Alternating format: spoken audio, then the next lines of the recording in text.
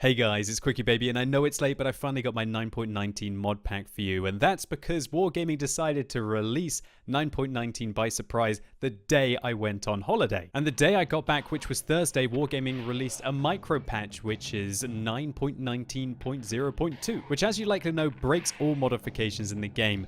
Then XVM took 36 hours until yesterday to release a final working version. So without further ado, this video is going to show you exactly what my mod pack is, why it enriches my World of Tanks experience, and if you like what you see, I'll show you exactly how to download it, install it, and if you find out you don't like it, how to uninstall it again. So as you load into the battle, if you hold down your tab key, you will be greeted with a whole series of statistics about yourself, your team, and the enemy team. First column shows the number of games each player has played, suggesting how experienced they're likely to be in World of Tanks.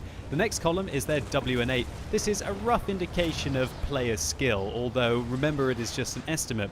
And then the third column will show how many wins that player achieves on average overall for their account. So for me that's 62%, which can give you an indication of how influential that player will be in his average game of World of Tanks. Inside your garage, my XVM configuration provides a whole series of quality of life enhancements. If like me you're lucky enough to have a whole bunch of premium tanks, you might know how annoying it is to be constantly sending your crew to barracks, clicking on the next tank and then putting them back into that vehicle. Well, my mod pack remembers what crew last fought in the tank. So for example, if I click on the Patriot here, it automatically puts my T-57 heavy crew in it. And if I want to play my T-34, there we go, they're in there. And it just makes it so much faster and more efficient to be able to get into the battle faster. And the same goes for demountable equipment, i.e. the camouflage net, binoculars, and also if you use it a toolkit. My mod pack remembers what equipment you had on the vehicle and automatically takes them off and remounts them on a tank and puts the crew in with a single click, which means that you never really have to buy more than 2 or 3 pairs of binoculars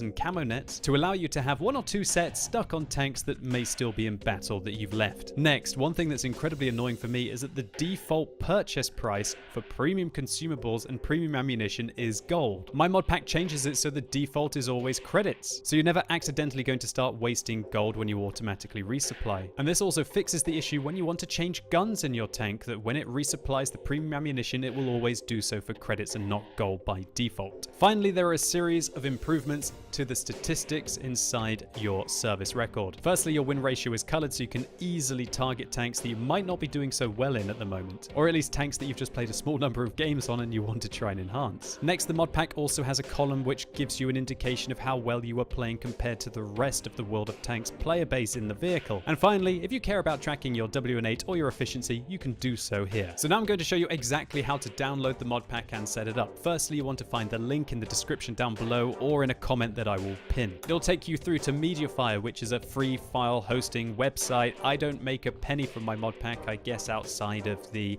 adverts that will run on my YouTube channel, and so that's why I use a free file hosting website. Now of course there are going to be adverts all over the page. Do not click any of these, even if they say download. They're just trying to trick you. Everybody knows that about pop-ups. The correct download button is this big green one here. You will see 6.09 megabytes. If you click that, then it should arrive down below. Once you've got this, you want to open it up and you'll have 2 folders here. Next, what you want to do is to navigate to where you have installed World of Tanks, and the easiest way to do that, at least in my opinion, is to right click your World of Tanks shortcut on your desktop and then open that file location and you'll be in your World of Tanks folder. Next, I recommend doing a clean install of this mod pack. To be able to do that, you want to select your mods folder and your res mods folder inside your World of Tanks folder, and then you want to delete those 2 folders. Next, take the mods and the res mods from the zipped file that you downloaded and either drag and drop them into your World of Tanks folder or copy paste them. Now if you want to use the statistics that you saw in the battle, you will have to activate the mod pack on the XVM website. To be able to do this, you want to go over to modxvm.com and then sign in the top right hand corner of the screen and then click on your region. This will authenticate with your World of Tanks account and you might be redirected to the Wargaming website to log in, and it's safe to do so. Next, when you're taken back to the XVM website, you want to click activate services and update statistics, and then you want to go into the settings option and you can customize it here. I recommend using WN8, and feel free to uncheck any of these services if you do not want them. And if you've performed every single one of these steps correctly, the next time you log into your game, in your bottom right hand corner of the notification center,